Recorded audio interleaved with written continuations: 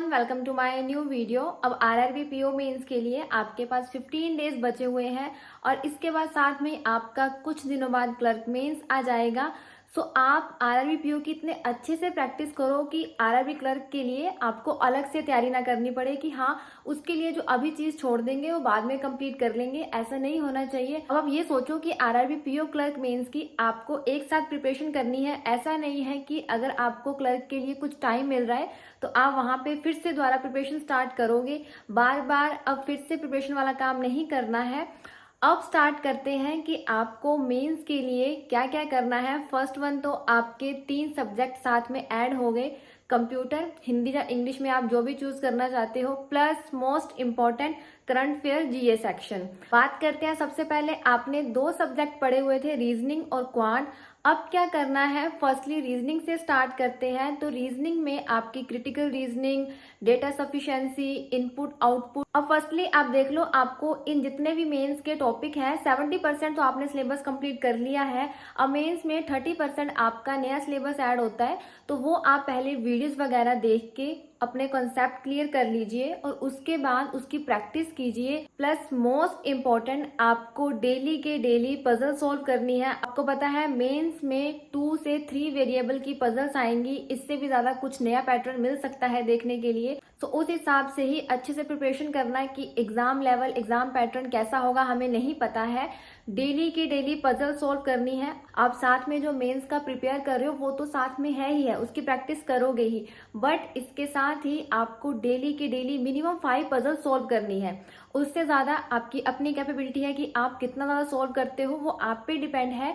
Video में आगे बढ़ने से पहले प्रैक्टिस के लिए मैं आपके साथ बहुत ही अच्छा सोर्स शेयर करने वाली हूँ। अब मेंस की बारी है तो अच्छे खासे लेवल का मॉक टेस्ट होना चाहिए। सो प्रैक्टिस मॉक अपनी तरफ से आप सबके लिए free of mock test provide करवा रहा है। डिस्क्रिप्शन में आपको लिंक दे दिया गया है, सो जल्दी से जाके आप इस फ्री मॉक टेस्ट को अटेम्प्ट कीजिए। प्लस आपका जो भी वीक और स्ट्रॉन्ग सब्जेक्ट है वो देखिए, आपकी कितनी एक्यूरेसी आ रही है, कितनी परसेंटाइल आ रही है, ये भी आप देखिए।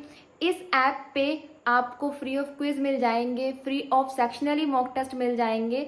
सो मेंस की प्रिपरेशन के लिए अगर आप किसी सेक्शन में वीक हो, इस मॉक टेस्ट को लगाने के बाद देख लेना जो आपका वीक सेक्शन होगा उसका आप अलग से सेक्शनली मॉक टेस्ट भी लगा सकते हो, वहां से प्रैक्टिस कर सकते हो मेंस की।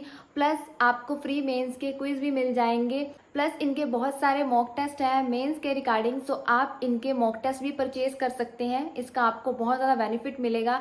ऐसा नहीं है कि बिल्कुल इजीएस्ट लेवल है और ऐसा भी नहीं है कि बिल्कुल टफ लेवल है, आप कुछ अटेम्प्ट ना कर पाओ। बिल्कुल easy to moderate, moderate to high level है। सो प्लीज आप इस फ्री मॉक टेस्ट को अटेम्प्ट कीजिए। प्लस इसके बाद आप आगे पेड मॉक टेस्ट का देख लेना, जैसे आपको सही लगेगा। कम से कम आपके पास 2 टेस्ट सीरीज होनी चाहिए ताकि आपकी अच्छी प्रिपरेशन हो। सो बढ़ते हैं वीडियो में आगे। सेकेंडली बात करते हैं क्वांट की। तो अब आपको डीआई आएंगी अर्थमेटिक बेस्ड, ठीक है। यहाँ पे भी जो आपका मेंस लेवल का सेक्शन है वो आप मेंस की वीडियोस वगैरह जिन भी टीचर्स को आपने प्री के लिए फॉलो किया था वहां से आप मेंस की प्रैक्टिस कीजिए, वीडियोस वगैरह देख के कंसेप्ट क्लियर कीजिए। प्लस डेली के डेली आपको मिनिमम यहाँ पे 5 डीआई सॉल्व करनी है। उसके बाद आगे कम ज्यादा नंबर करना है, आप अपने हिसाब से देख लेना। ये तो हो गया रीजनिंग और क्वांट। अगर आप कोई एक टॉपिक स्किप करना चाहते हो तो आप कर सकते हो। जितना आप प्रिपेयर करोगे वो आपको अच्छे से आना चाहिए ताकि अगर उसमें से कोई भी क्वेश्चन आ गया तो आप वहां पे उसको सोल्व कर सको। एक और चीज की क्वांट में, जैसे पहले प्री के लिए आपने अर्थमेटिक प्रिपेयर किया, प्री लेवल का किया होगा। मेंस में अगर आप कोई चैप्टर स्किप करना चाहते हो, 1-2 चैप्टर, तो आप स्किप कर सकते हो। ऐसा नहीं है कि आप सारे के सारे अर्थमेटिक के चैप्टर प्रिपेयर करो, बट जितने चैप्टर आपने प्रिपेयर करने हैं वो आपको अच्छे से आने चाहिए। ऐसा नहीं है कि सारे के सारे प्रिपेयर कर लो और आपको बाद में आए कुछ भी नहीं, ठीक है। मीन्स आपको एग्जाम में किसी भी लेवल का क्वेश्चन आ जाए, मॉडरेट हाई लेवल का, तो आप वहां पे उस चैप्टर का क्वेश्चन कर सको।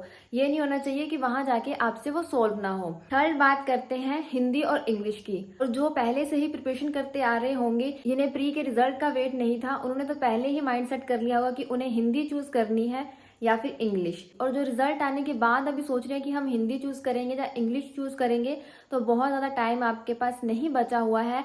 अब वही मॉक टेस्ट लगाना, 2 सेक्शन आप वहां पे अटेम्प्ट करोगे, हिंदी या फिर इंग्लिश।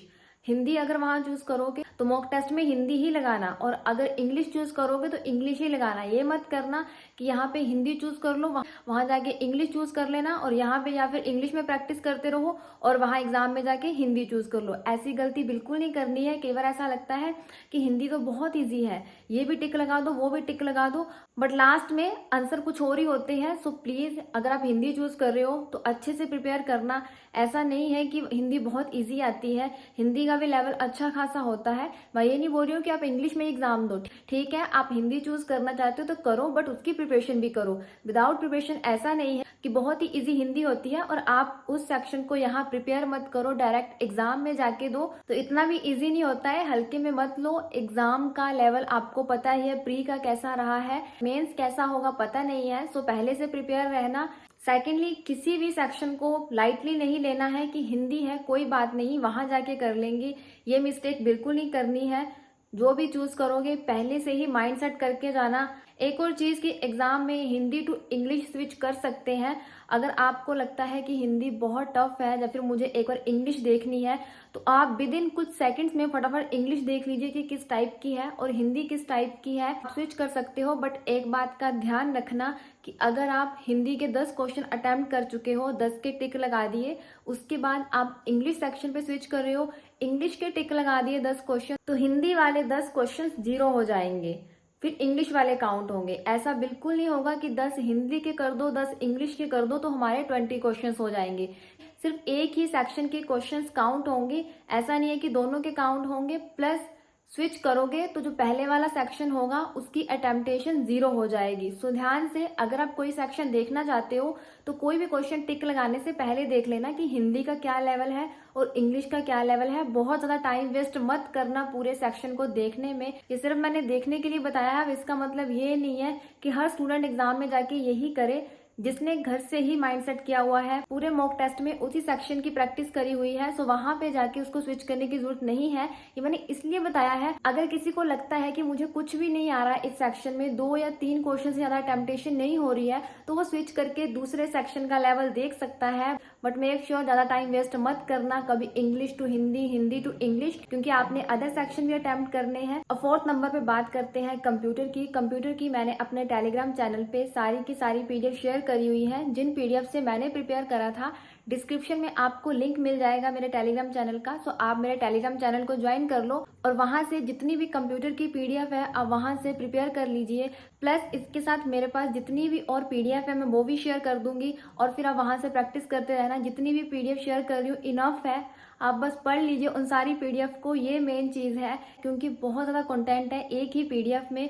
सो मेक श्योर आप जितना भी पढ़ो अच्छे से पढ़ो। अब 15 दिनों में ऐसा तो नहीं है कि आप सारी की सारी पीडीएफ पढ़ लोगे, बट हाँ इतना है, अगर किसी पीडीएफ को स्टार्ट कर रहे हो तो उसे इतना अच्छे से प्रिपेयर करो कि अगर आप 8 या 9 चैप्टर भी प्रिपेयर कर रहे हो तो आपको वो अच्छे से आना चाहिए। आपको बिल्कुल एक सिस्टमेटिकली चलना है, ऐसा नहीं है कि कभी इस सेक्शन को करो कभी उस सेक्शन को करो, क्या प्रिपेयर करें क्या ना करें। सो उस हिसाब से आपके पास ज्यादा टाइम नहीं है, सो जितना भी पढ़ो अच्छे से प्रिपेयर करो। अब बात करते हैं लास्ट सेक्शन की, मोस्ट इंपॉर्टेंट करंट अफेयर।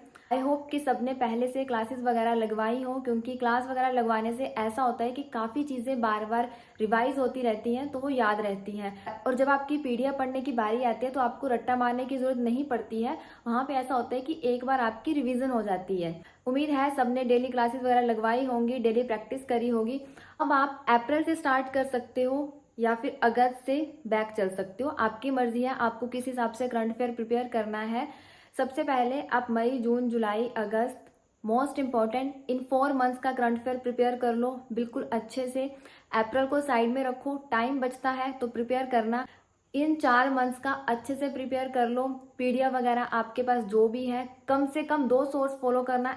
ऐसा नहीं है कि आपने कोई एक सोर्स फॉलो करा है, कोई एक ऐप पे पढ़ रहे हो डेली के डेली करंट अफेयर, 2 टीचर की पीडीएफ पढ़ लीजिए। ऐसा नहीं कि आपको एक पीडीएफ में बिल्कुल अलग कंटेंट मिलेगा, दूसरे में बिल्कुल अलग मिलेगा, काफी सिमिलर मिलता है, थोड़ा बहुत फर्क आ जाता है। सो वहां जो थोड़ा बहुत फर्क आएगा आपकी और ज्यादा प्रैक्टिस होगी, जो आपका एक पीडीएफ में कवर नहीं हुआ है वो आपको दूसरी पीडीएफ में मिल जाएगा। सो मेक श्योर कि आप 2 टीचर्स को फॉलो कर लो। सो आप पीडीएफ वगैरह से प्रिपरेशन स्टार्ट कीजिए।